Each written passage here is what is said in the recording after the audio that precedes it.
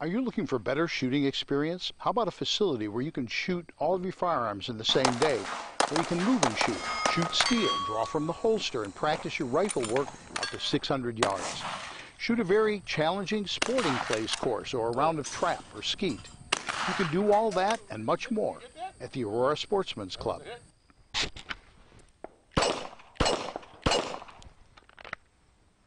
Hi, I'm David Lombardo, president of the Aurora Sportsman's Club. If you love the outdoors, you'll want to know all about Northern Illinois' largest outdoor shooting facility, the Aurora Sportsman's Club. If you're a novice looking for a basic course, an experienced shooter looking for an advanced course, or perhaps you want to participate in your favorite shooting event, or just spend an enjoyable day with a family, the Aurora Sportsman's Club is the only shooting facility in the region that offers all that and more. Interested? Then you won't want to miss the next orientation and tour of the Aurora Sportsman's Club. Call, email, or visit our website today to find out how you can become part of a better shooting experience at the Aurora Sportsman's Club in Waterman, Illinois.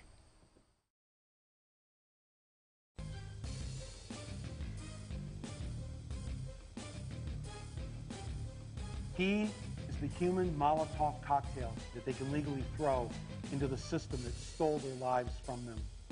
So we're going to create a new government that serves you, your family, and your country.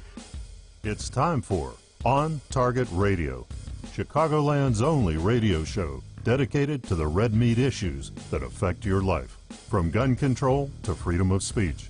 Now, debating, debunking, and discussing today's hot issues, here are your hosts, David Lombardo and Gretchen Fritz. Welcome to On Target Radio. Tonight, David's rant of the week is Apocalypse Later and a Hollywood Shunning, with David and Gretchen talking about a new poll studying political correctness. Then we'll look at your iPhone looking back at you.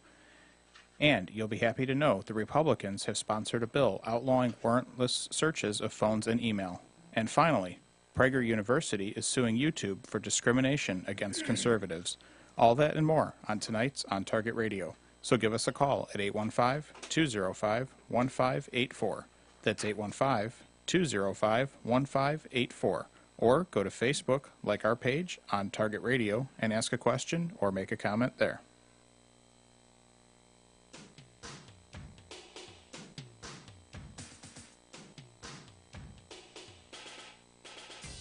And now, from the seething cauldron of personal opinion, it's time for David's Rant of the Week. I spent several hours trying to decide which of two topics I'd use as my rant for the week. I finally threw in the towel and decided on a first ever dual rant. For weeks, we've been hearing about how the snowflakes were going to start a civil war and overthrow the Trump regime starting November 4th. You may recall from a previous rant, I was accosted by an Antifa snowflake in Portillo's while waiting for my rib dinner. The snowflake told me they have guns too. He said he had his father's semi-automatic revolver, and they were going to start a revolution. Aha. I told him to look me up when the revolution started. I hung around the house all day yesterday, and he never showed up. I noted Rand Paul was assaulted in his old Kentucky home, but I'm not so sure that had anything to do with the revolution. I mean, don't most people secretly want to take a poke at Rand Paul anyway? Otherwise, other than that, and some fairly meager crowds in various cities, nada. So, now it's November 5th. Tick-tock, tick-tock. Still no revolution. So I'm in a quandary. Should I unpack my go bag and unload my 11 magazines, or did they just have a random intellectual squib load and there's going to be an insurrection shortly? You know, as soon as, I don't know, Facebook approves their ad. The plan called for more than 20 cities across the country to be rallying points for the revolution. This particular incarnation of nothing of consequence is the brainchild of a group called RefuseFascism.org, which continuously repeats the mantra, the Trump-Pence regime must go. How stirring. Anyway, the left-wing nutball group ran a full-page ad in the New York Times. Now there's a shocker, right? Someone must have gotten their allowance from their mother, or George Soros, but then most people acknowledge Soros is a mother something or other. Anyway, The ad had a big banner saying, "The nightmare must end. The Trump-Pence regime must go." You see how they weave that theme subtly into their message? Yeah, it's pretty cool. It goes on to say, November 4, it begins. Be there. Join with the thousands who will gather in cities and towns across the country, and so on and so on and so on and so on. It followed up with, to find a protest near you, and to join, donate, and read the November 4 call to action, go to refusefascism.org. They got the response yesterday you would expect. See, if they'd studied advertising in college instead of women's studies in the Communist Manifesto, they might have created a more compelling call to action. Now, Antifa weighed in on the event with talk of violently taking over the rallies. Antifa, you may recall, is composed of sociopaths bent on using violence and militant protest tactics while carrying, well, I don't know, semi-automatic revolvers, apparently. Their revolution is visualized as a bit more, revolutionary. But in the end, they were as impotent on November 4th as refusefascism.org. Now, don't get me wrong. I don't want to see a revolution in this country, but secretly, I was sort of hoping the snowflake with the semi-auto revolver would have shown up on my doorstep yesterday. I wouldn't have shot the snowflake, but if he'd have pulled out the gun, I would most certainly have cold-cocked him and stuck it where the sun don't shine. Speaking of which brings me to the second subject, Kevin Spacey. Well, when the likes of John Gielgud and Laurence Olivier exited stage right, they were replaced by the next generation of stunningly powerful actors, such as Anthony Hopkins and Kevin Spacey. Who can forget Hopkins as Hannibal Lecter, or Spacey as Verbal Kint in Usual Suspects? Who knew, or even suspected, Kevin Spacey was gay? And to be honest, who cares? George Burns once said, "Acting is about honesty. If you can fake that, you've got it made." Unfortunately, Spacey wasn't good at faking honest, and now the Hollywood liberals are falling all over each other to distance themselves from Spacey. But in true liberal fashion, the reasoning is convoluted. Nobody cares that he was gay. There are almost as many stars in Hollywood closets than there were gowns in J. Edgar Hoover's closet. No, gay is okay in L.A. And it wasn't that Spacey turned out to be a sexual predator either. The stories of him sexually harassing every male in sight on the set, from 14-year-old script boy to the caterer, wasn't the problem. Hollywood has a time-honored tradition of mum's the word when it comes to sexual predators. Witness Roman Polanski, Woody Allen, and now, most recently, Harvey Weinstein. No, the problem was he was accused of sexually molesting a young boy, and he bellied up to the bar apologizing for bad judgment as a result of alcohol, and that he wanted everybody to know he was gay. Justifying sexual predatory behavior by coming out of the closet and saying it was because you're gay, that was unforgivable. He told the wrong truth, and he was instantly ostracized from Hollywood elite, and that's a career ender if ever there was one. Spacey's very popular House of Cards television show is being canceled. A project he's been working on for a very long time, was ready to go into distribution, has been dropped. And the name Kevin Spacey is banned from the alabaster halls of narcissism. The fact is, Kevin Spacey is a heavyweight actor with first-class chops, and it's a terrible way to end a great career. I don't know what bothered me more this week. The twink carrying heat that didn't show up at my door, or the heat generated by the twink that showed up in my morning paper. And that, Gretchen, is my rant for the week. Wow. Do I get like some points for him saying twink like twice? I don't know. That's pretty vulgar. That was Give you a point. That was don't you think that fit well? I crafted that sentence. Yeah. It took time. Yeah, I bet. Yeah. I didn't do that with my phone and John. That's good. No, I don't write there. I beat Mike Polk at Words with Friends there. It's. I thought you were going to say you beat something else. So give us a call at 815-205-1584. And Gretchen wants to talk about spanking the monkey, apparently, but we'll find out. No, you brought it up. 815-205-1584.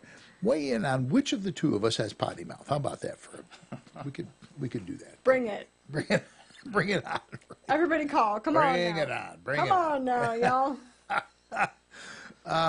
Well, she goes to Hawaii. She comes back. Chaos breaks out. I don't know. Yeah, I watched the show from last week. Did you really? Recorded. I seem to remember. What didn't I say? Well, I don't. What was the rant about last week? For some reason, I had constipation. There's a lot of movements need more constipation. Oh yeah. That's why I thought of you. Let me rephrase that. That didn't really come out the way I intended. That's just rude. No, it did not. Yeah, it really isn't the. Okay, so give us a call, 815-205. You did say several times during last week's broadcast that if I watched the show, I was going to come back and kick your ass. I think I did say something to that effect. Yeah. Well, we made some not so subtle comments. Yes. Yeah. Well, most of what you said was just completely preposterous, like I'm rich. I never claimed it was real. I just If, claimed that you were going to come back and anyone kick my ever ass. saw like where I live and what I drive, they would know that is not true. That is not true. So for the audience's benefit, if you're familiar with the HGTV show Fixer Upper, their tagline is, we buy the worst house in the best neighborhood and we turn it into our customer's dream home. Right. That is literally what I did. That is literally what I bought. I do remember the first time we went and looked at the house. Oh, I know. You were horrified. I had a feeling that the next time I returned, I needed to wear a body condom. You thought you were going to get like black lung disease Yeah, or something. It was.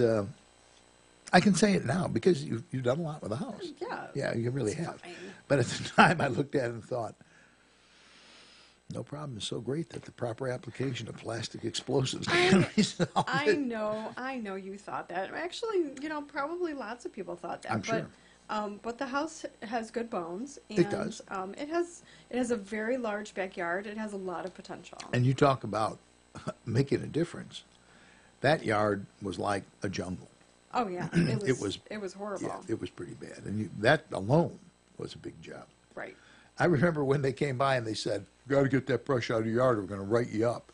And we spent like a week dragging brush and burning it and stuff. But yeah, it is. It's coming along well. And at some point, you can flip that place and make a good profit for it because you did get it. You bought it at a good price. I did. Okay, so we didn't do anything this segment except do my rant, which is what you were horrified would happen, and it did happen. No, he was afraid you'd go over. One of you two, I get you confused. We look the same. When we come back, we're going to talk about a new Cato poll on political correctness. Maybe people are getting tired. All that more when we return with more on Target Radio.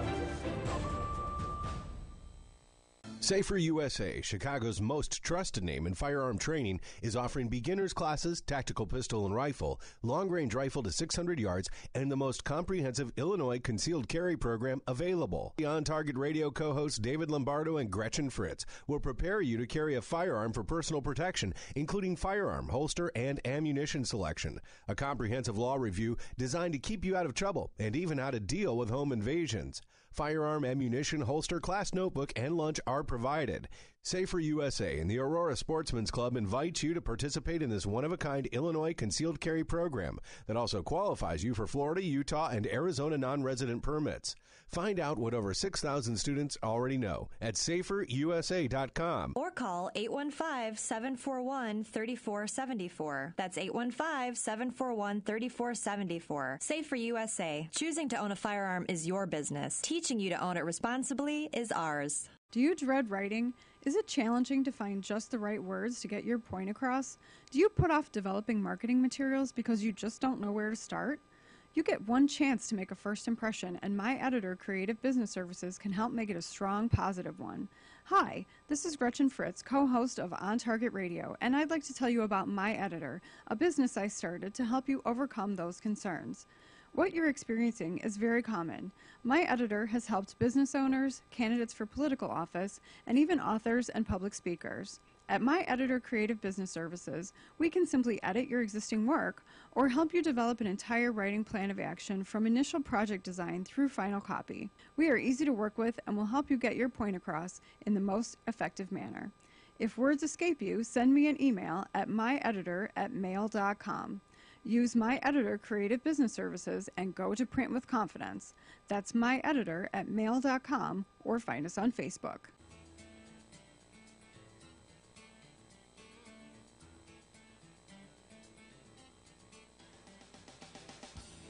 You're listening to On Target Radio with David Lombardo and Gretchen Fritz.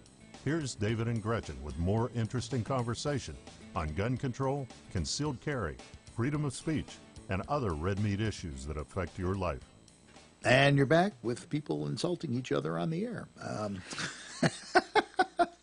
No, we have a good time. We do. We have fun.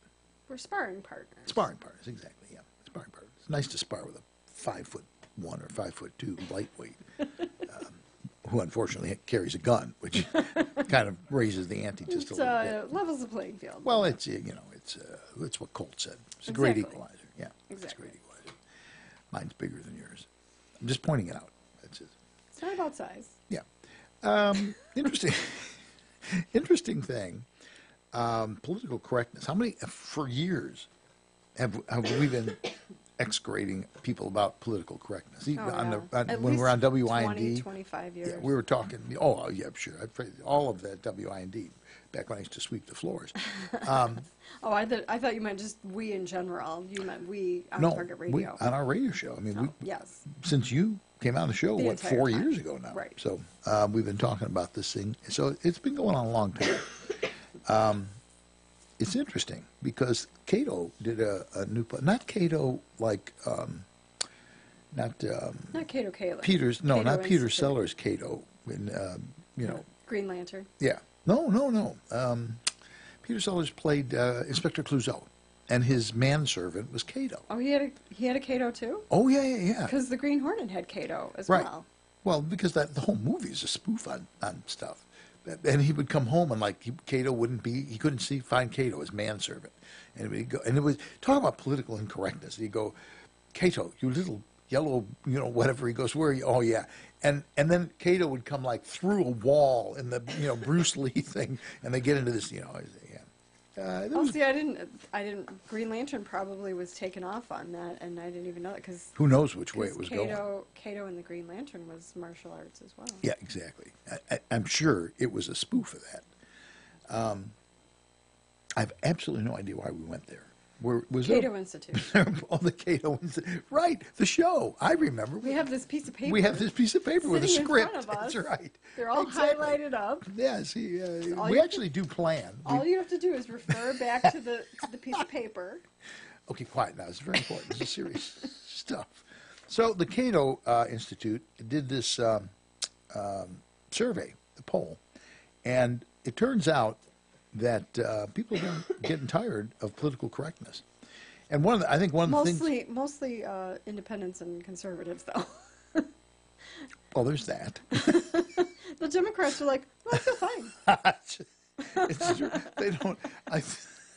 I think it's interesting that basically the Democrats don't feel any need to self-correct at all. Yeah. None at all. We just, we lie, we make stuff up. It's fine. The irritating thing, and we've talked about this before too on the show, but the irritating thing is that conservatives allow themselves to get sucked into that.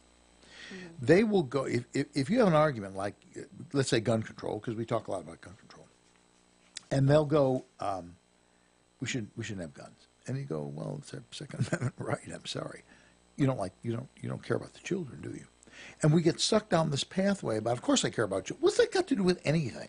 Right, exactly. The Second Amendment says nothing about children. Right. It's okay to shoot them. Let's wait, reel no, it that's back not right. in. Yeah. But you know what I'm saying? I mean, we fall sucker to that. They throw out a canard. Mm-hmm. Instead of us going, that's crap. No. We go after it. We go, no, I care about children. Right. They get us to go on the defensive. Exactly. And it's time that we do that. Mm-hmm. Some people are good at it. Some people are really good at it. Very good. Yeah. Dan Proft. Joe Walsh. Joe Walsh is like a pit bull. I love that guy. I really do. I've always liked Joe. I like watching him, because he hops around a lot. It's fun to be in the studio and just watch Joe. It's fun to watch him speak in public too.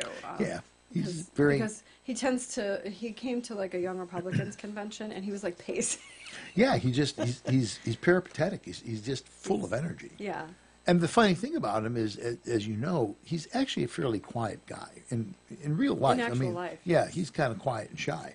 Well, maybe shy is not the best No, choice, shy, but no. but he is kind of a quiet guy. He's fairly reserved. Yeah, but you put him on. Oh yeah. It's like a skyrocket. It's like flipping a switch. Yeah. Well, he was an actor too. So. Yeah. So he's it's acting's about honesty. If you can fake that, you got it made. But this poll that came out was pretty interesting. And you're right, it's mostly conservatives that feel that way, but there are even some liberal, there's some percentage of the liberal audience that are beginning to say the same thing. They're talking about how political correctness literally prevents us from having an intelligent discussion on a lot of topics. Right. This says, important discussions our society needs to have. So in the survey that they did 2,300 people. And 71% of those people believe that political correctness had silenced important discussions. Now, isn't Cato fairly neutral? I mean, I don't think they're conservative, but they're not liberal either, I don't think. Let's check the Google. Yeah, that's certainly an authority. We'll just go right to Google, the thing that censors, conservatives. No, I'm not gonna. I don't care what Google says. I'm gonna get some Yeah. You could go to Here we go. Snopes. That'll work. The first suggestion is Cato Institute bias. And what does it say? Libertarian. Well, so Founded by Charles Koch. So Or Koch, or however you want to Koch. pronounce that. So, yeah, so yeah, probably more conservative. more towards the conservative. Yeah, but libertarians will surprise you on some of their thoughts. Well, right, exactly.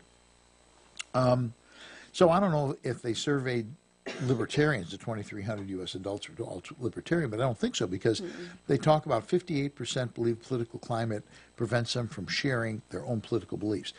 That would be our 58%. Right. Because so many, the thing is, liberals will say whatever comes to their mind.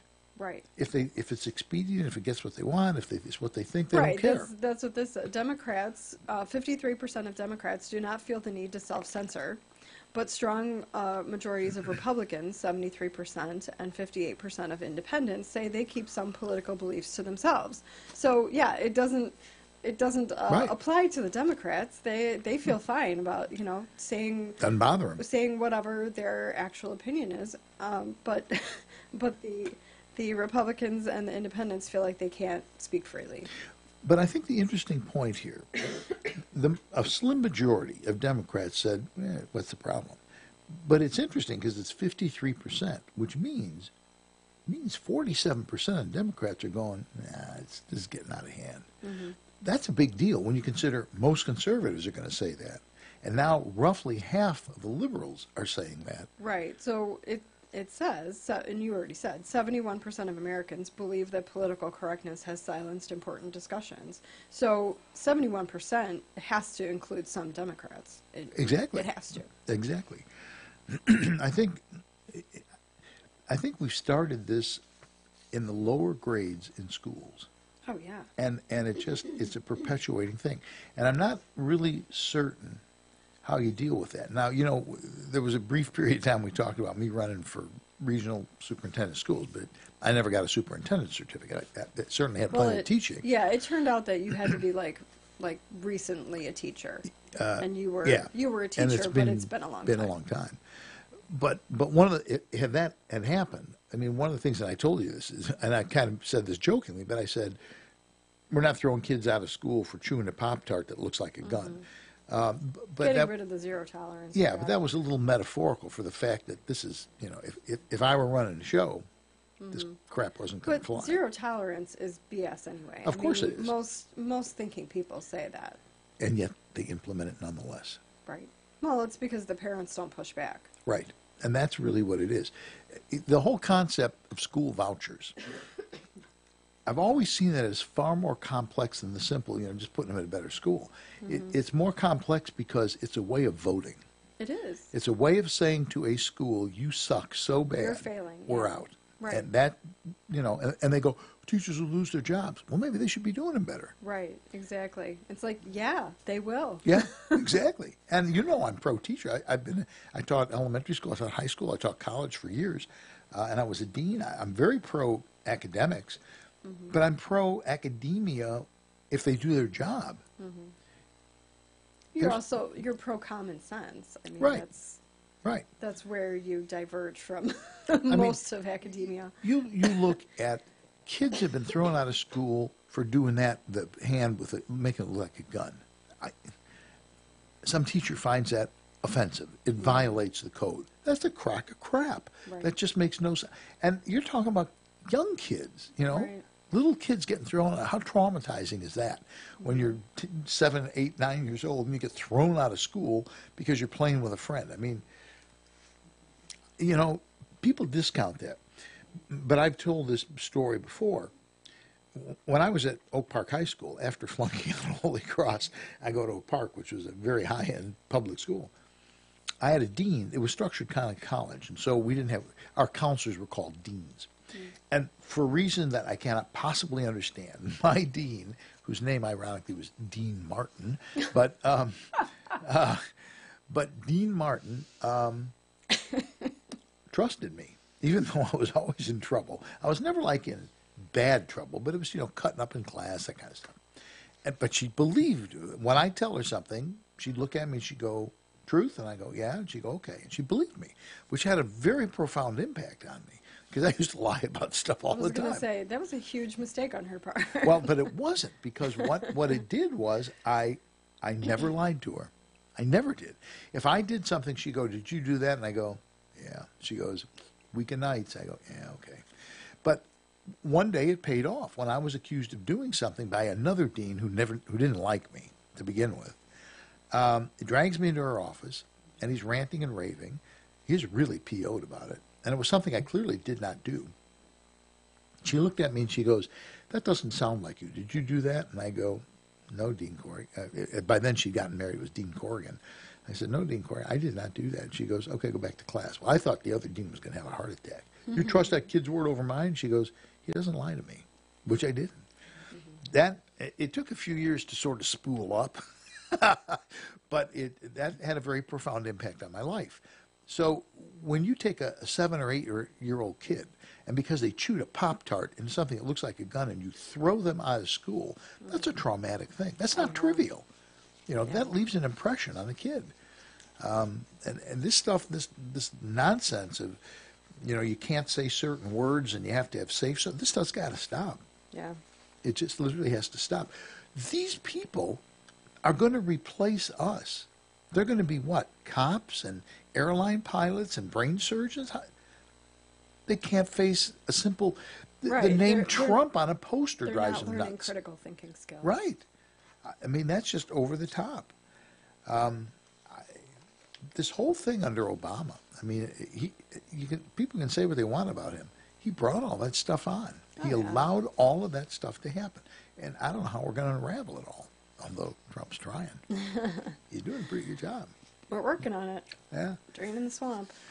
Anyway, so maybe we all knew what this was going to turn out as, but in fact it's saying that I think people are getting fed up with it. And you know what? Life is a pendulum. Eventually it swings back. So anyway, give us a call when you get a chance, 815-205-1584. When we return, we're going to talk about your iPhone. You see the price of the new iPhone? $1,000. Well, we're going to talk about what that'll do for your life when we return. More on Target Radio.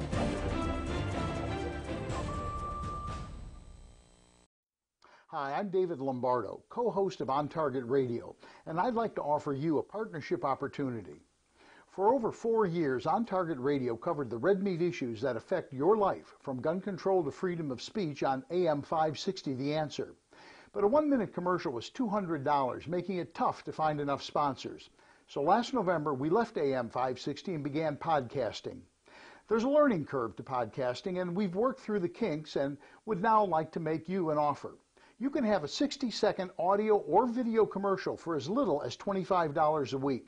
We can also offer fellow conservatives their own radio or video podcast for as little as $100 a week, with equipment and technical personnel included. You provide the content and host, plus get 6 free minutes of commercial time you can sell yourself. If you'd like to be an On Target Radio sponsor or explore the possibility of having your own show, call me at 815-741-3474, and let's explore the possibilities together.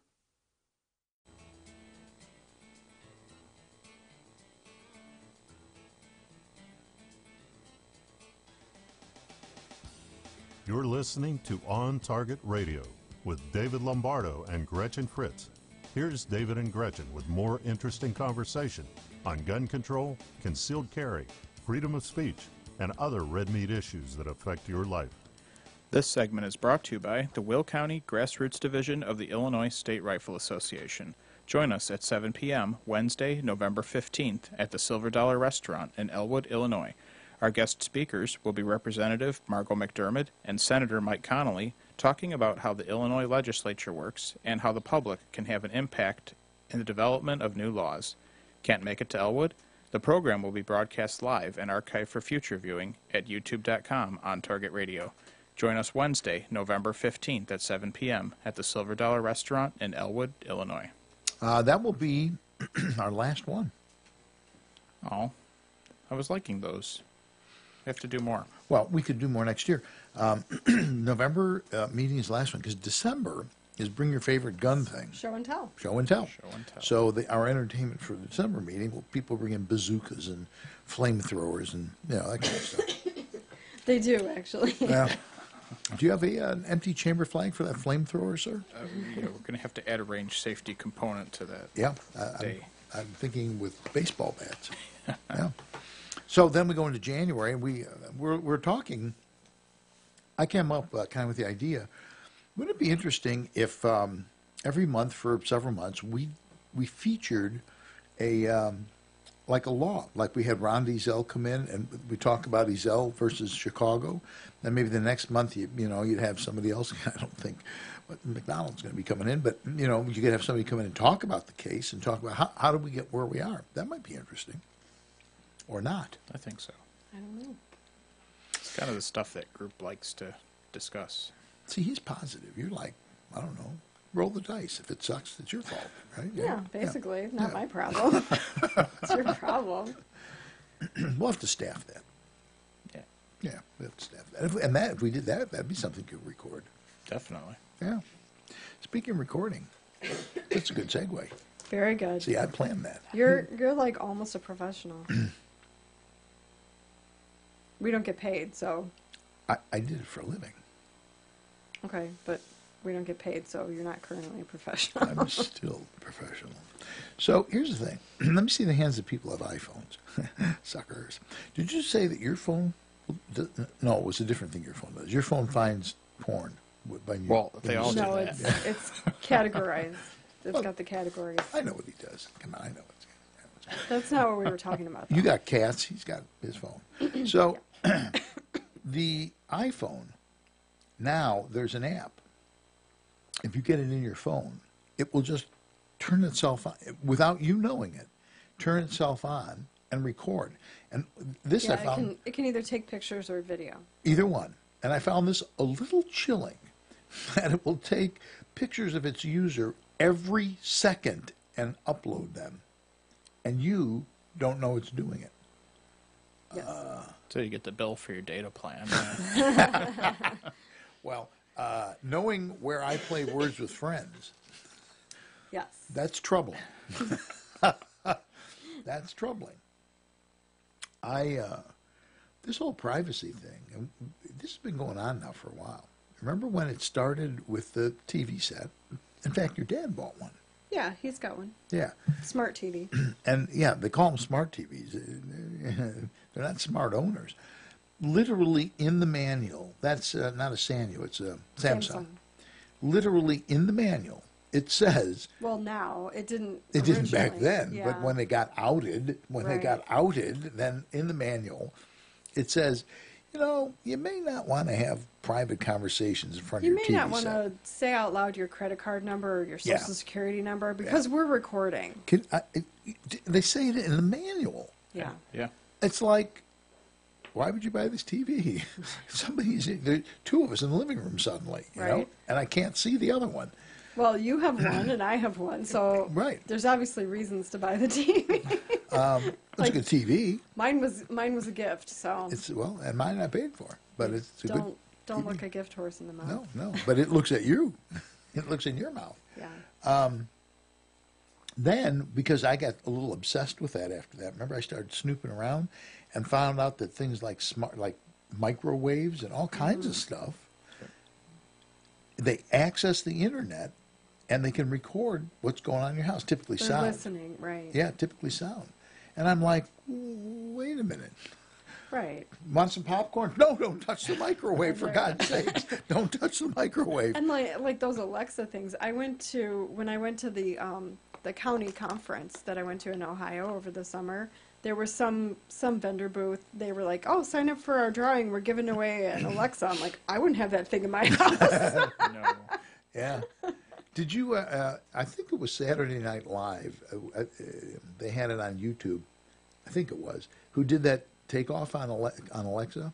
Oh, for the old people? For That old was people, very yeah. funny. And yeah. it was like had attitude, you know. It was very funny. It was funny, which is rare for Second City. I mean, for God forbid. SNL. Yeah, SNL.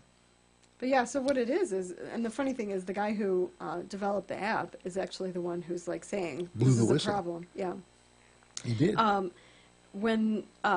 So it's an app, like, and I think it could be multiple apps, not just the one that he built, but initially the app has to ask permission to access the camera, and if you don't think to go and turn off the permission, it stays on, and then it can just take pictures, and I don't know what would trigger it at that point to take pictures and She's taking a shower. either upload them or save them or whatever, but it's saying that it could monitor users' emotions as they scroll through social networks, news feed, record what they're saying, or live stream video of them in the bathroom.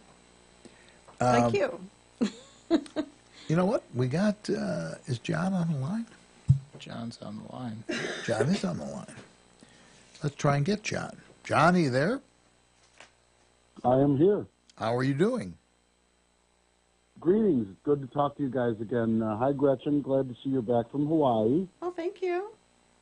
Did you check out Gretchen? Yeah, no problem. Did you check out Gretchen with I the bikini top and the gecko? I did. Yeah, a lot of people did. I did. I watch you guys every week. I'm a member of the club, Dave. I'm a member of ASC. Oh, okay, great. I find everything about the our loss of privacy very, very upsetting with the I agree. Electronic things, the TVs, the phones, the fact that we can be checked and monitored everywhere we are. I find that very, very upsetting. No, I totally agree. And I find it more upsetting that they now have an app that it can sense your mood. Facial recognition and it can sense your mood. I mean, we're really getting down into some weird stuff here, Well, I think that they will be able to sense everyone's mood if we don't get our tax cuts and get Obamacare worked out. Well, what am I going to say? We joked about Trump in his first, 100 days or something. The joke was, we kept saying on the thing, is the problem with what Trump was doing is they couldn't feed him ink for his pens fast enough because he kept signing stuff, canceling away, and which is, of course, why the liberals are all going, he's insane, he's insane. He's not insane. He's getting rid of all the crap that you put in place. That's what he's doing. He's trying to restore some sanity. He's not insane to me, and I don't think that he's insane to the people who voted for him. And my liberal friends, they say, we're sick of Trump, and I say, well, don't worry about it. In 8 years, you can vote for someone else.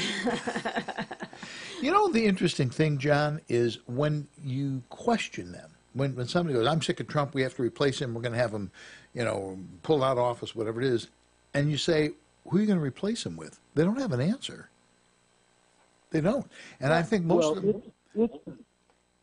Go ahead. Yeah, it's a knee jerk when they say we want to get him out of there, because there's nothing they can do to get him out. There is no evidence of anything, the collusion thing. There's no anything. We elected Donald Trump the President of the United States, and we, when I say we, you guys, me, my friends, my associates, we are very happy with the president, what the president is doing, and we support the president 100%. And it's obviously more than 50% of us. Yeah, definitely. But, I think the problem, we talked about this right after the election, but I think the problem is that a lot of the people who are unhappy are the people who aren't even registered to vote. Well, then, the people who voted Trump in obviously are registered voters. So it's, 50+% of registered voters, and a lot of the people who are very unhappy are not involved in the process. Yeah, exactly. John, you say you're a member of ASC. How long have you been a member? 15 years. Oh, so you've been around a while. So you've seen the change. What do you feel? About the club, I'm in love with it, Dave. I've talked to you about this before. I was in 100% when we moved from Sugar Grove, and I knew if we hung on and dug in our heels, we were going to become one of the most premier clubs anywhere, and I'm seeing that after all these years, and I'm loving it. I just figured out what John this is. It just hit me when listening to your voice. Now I know who you are. Okay. So now I have to be careful what I say, right? Yes. No, and I appreciate that. No. we got a bunch of really good people. Not just the board, which we do have a bunch of good people on the board. We just have a lot of good members, people who pitch in and do stuff. Oh yeah, we really do. So yeah, it's good, and you're one of them. You're out there working. I said, it's nice. It really is. We've capped, right? We've hit our 2,500 people, and we got 230 some on the waiting list. Yep. We're going the right way. John, I appreciate all that you do because I know you do a lot. Well, I love it, Dave, and I love being a part of the club, and love to see you guys come over to the shotgun range every once in a while. We could bring you over to the dark side. Shotgun, that's like that big tube-looking thing where stuff spits out of it, right? Right. It goes like all over. Yeah. Shotguns are where it's at. Come on. You have to admit, it's a lot of fun. It is. I mean, you and I, we barely hit anything, but it's still a lot of fun. Wait a minute. I always hit something. Frequently the ground. Yeah, I hit the dirt. Yeah. Yeah, all mine go into the dirt. Well, John, thanks for calling. I appreciate it, buddy. Thanks so much, guys. All right, you have a nice evening. Yeah, that's John Spann. I know it. Yeah. Oh, okay. Cool. I know John Spann. Usually he just texts me during the show. Well, there you go. He's a good guy. He's got my phone number. He just texts me usually. And he's got a sense of humor, which I really like about him. He does. Okay, when we come back, maybe we're going to get rid of warrantless searches. And that's when we return with more on Target Radio.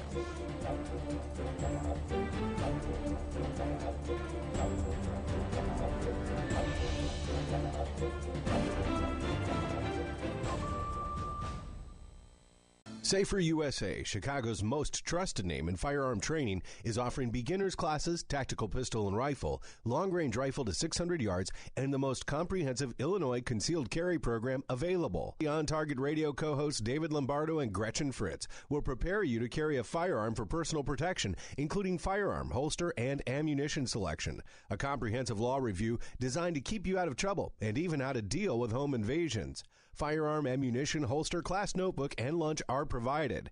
Safer USA and the Aurora Sportsman's Club invite you to participate in this one-of-a-kind Illinois concealed carry program that also qualifies you for Florida, Utah, and Arizona non-resident permits. Find out what over 6,000 students already know at saferusa.com. Or call 815-741-3474. That's 815-741-3474. Safer USA. Choosing to own a firearm is your business. Teaching you to own it responsibly is ours.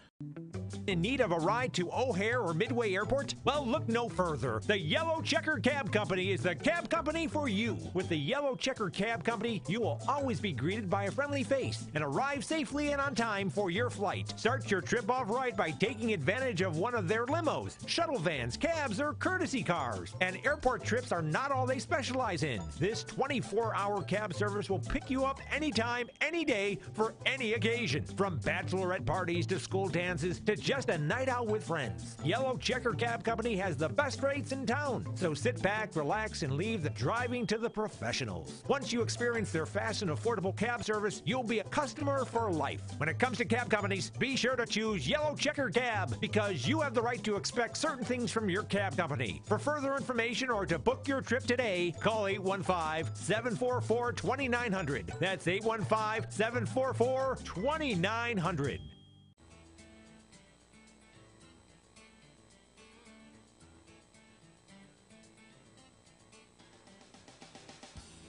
You're listening to On Target Radio with David Lombardo and Gretchen Fritz. Here's David and Gretchen with more interesting conversation on gun control, concealed carry, freedom of speech, and other red meat issues that affect your life.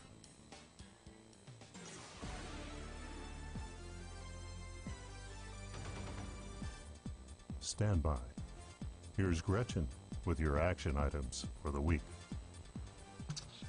Please contact your congressman and encourage them to support the Sportsman's Heritage and Recreational Enhancement, or SHARE Act, H.R. 3668, when it comes up for a vote.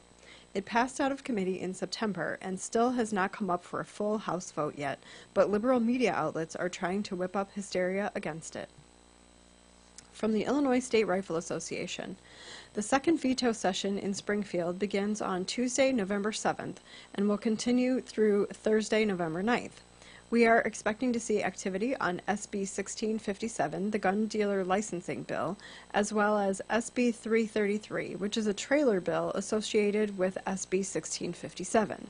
Be prepared to take action when the ISRA legislative alerts go out. Your calls, emails, and voice do make a difference. The following Safer USA classes are at our facility in Waterman. Saturday and Sunday, November 25th and 26th, NRA Rifle Instructor, taught by David.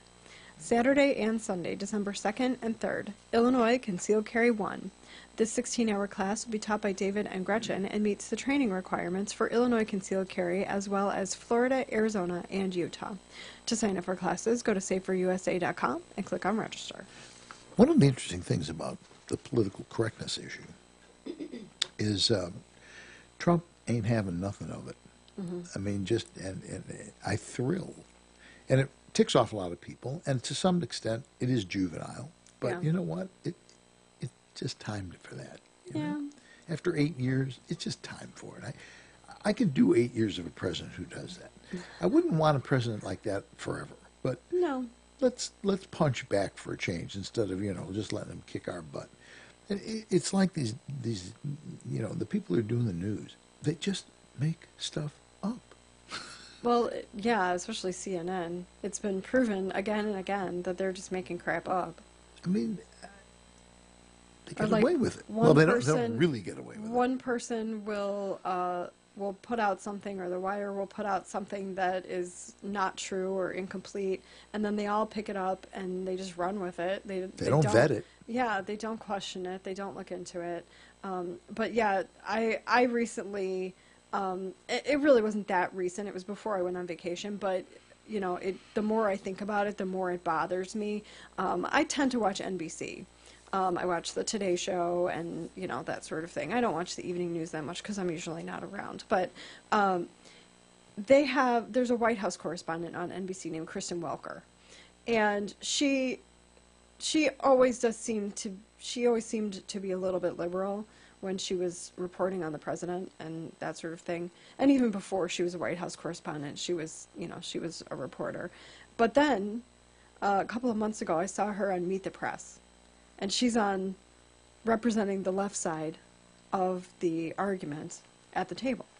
She's commentating. Sure. So she's giving her own opinion. She's an editorial. Right, exactly. She's giving her opinion.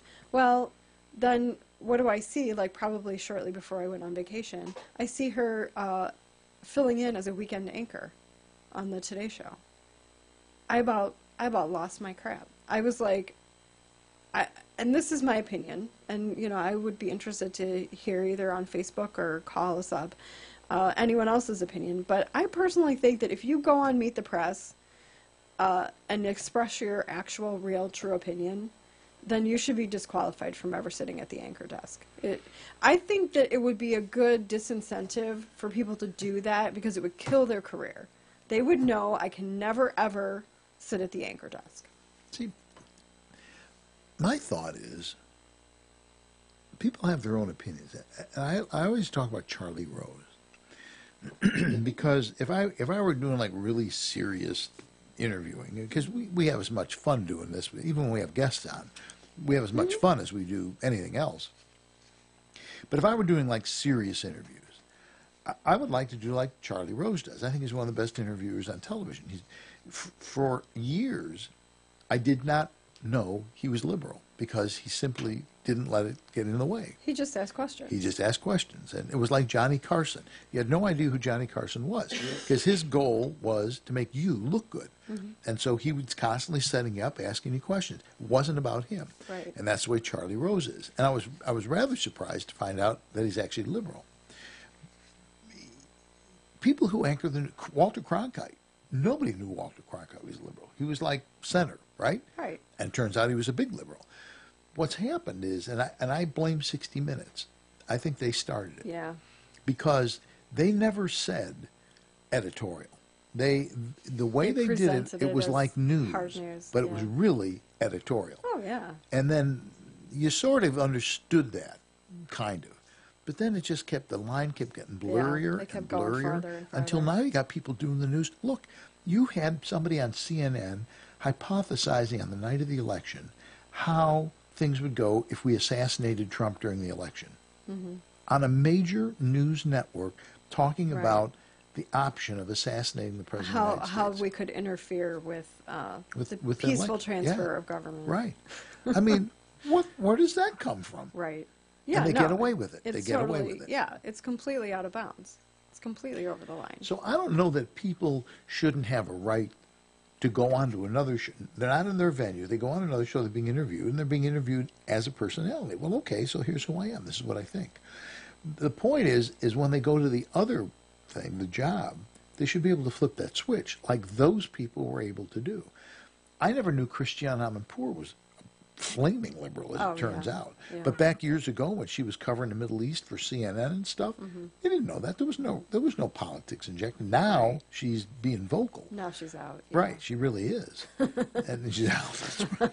Yeah, gay. The bad thing about gays now gays are mainstream, and liberalism is. I just don't know. I don't know that people are. And this is a terrible thing to say, I suppose, but I'm not sure that the average John Q is sophisticated enough to know when they turn the news on, they're probably listening to editorial. Well, right, and that's why I have a big problem with it. And it's not that she said anything while she was sitting at the anchor desk that was overtly liberal. It was just simply the fact that she was there, and having heard her talk before, I know that she is, and I just felt that it was wildly inappropriate. Well, and as someone who was a journalist for many years, let's be realistic. When I write a story, or when I did a story on video, on television, I chose my words. I wrote my script, or I wrote my story. Right. And so while I may not be overtly prejudiced, it's who I am. I read the thing and I craft the words myself. And no matter how much you try and say, well, I don't let that get in the way, just the way you write an article, just the way you say things does, in fact, do it. So there's no way that you can be dead clean, I don't think, no matter who you are. No, I don't think so. And that's what I'm saying is I think that once you've decided, okay, I'm not even going to make an effort to hide what I really think. It goes downhill fast. Right. I think you should be disqualified. I think somebody like Walter Cronkite, that's the standard, and I don't, the other anchors on that station, well, especially the local ones, I don't know what they are. They don't, sometimes they're a little bit, okay. Yeah. They get a little hysterical when they talk about the gun violence in Chicago, and I go, okay, But I just think that they need to make an effort, like most of the anchors do. Conservatism is like Christianity has been in the past. It's kind of in a way replaced Christianity because that's already been excoriated and dumped in the trash pile. So now if you're conservative, you're just wrong. Just by virtue of the fact that that's who you are, you're wrong. I think people are beginning to get fed up. I think there's a backlash. Yeah. I think there's definitely a backlash. And I think I've said this before too, that occasionally I'll hear a few minutes of Meet the Press just because it comes on right after the local news. And Chuck Todd has come up with a new category, so that he's got Democrat voters, Republican voters, and then he's got Trump voters, because they could not explain. He couldn't come up with, him and other commentators, pundits. They couldn't explain how Trump is still so popular with the people who voted for him. Sure. And they're like, well, it's not necessarily the classic Republicans that voted for him. It's these new people who came into the voting pool, people who often don't vote. And some people crossed over from Democrat to vote for Trump. And so, they had to come up with some other explanation. I think it's really quite amusing. Well, I belong to this little group, the intelligentsia, I call them. I thought you called them the cognoscenti. I'm sorry. I'm saying, you're right, I do. I call them the cognoscenti.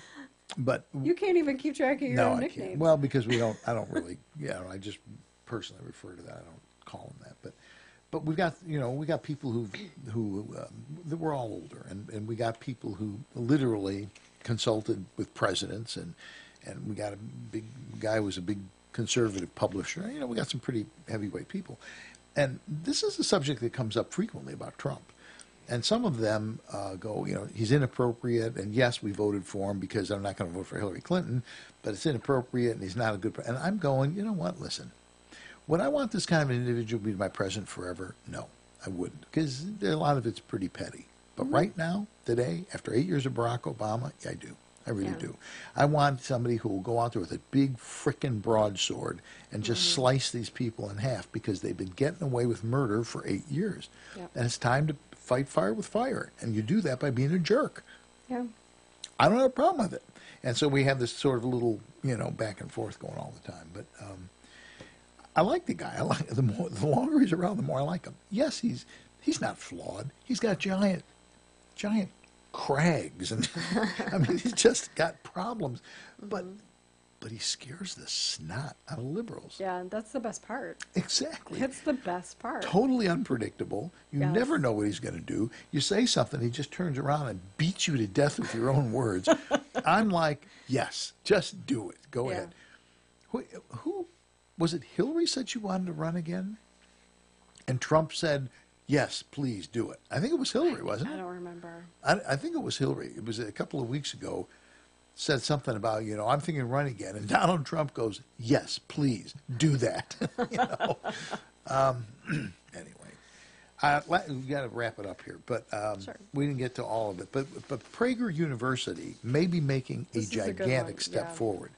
Prager University is very conservative, and they have had videos that they do, like news sorts of things that they do, and snippets about positions, literally turned down. And I mean, in various ways on YouTube and on Google and stuff. And now they're going, see, people say they're privately owned, they can do whatever they want. But here's the problem. They're the 500-pound gorilla in a public market. They're the only platform. So, yes, they're privately owned, but it's like they're the phone company. I mean, it's basically a utility. It's a utility, and that's exactly what they're starting to say. You know what? Maybe you don't have that authority to do that. So Prager University is... And they're not even following their own their own guidelines. Right. If it's liberal, that's fine. Right, exactly. Yeah. And that's basically what they're saying. They're filtering their videos. They're slapping them with restricted modes, demonetization filters, all sorts of things, not letting them freely put out their, distribute their videos. So that's going to be an interesting case to follow, see where that goes. If it goes to the Supreme Court, I think we kind of know how it'll come out. Well, yeah, I'm very interested to see what happens with this, because I think they have a valid case. I mean, this is like a 3-page article, like detailing the case, and it's pretty solid. It seems pretty solid.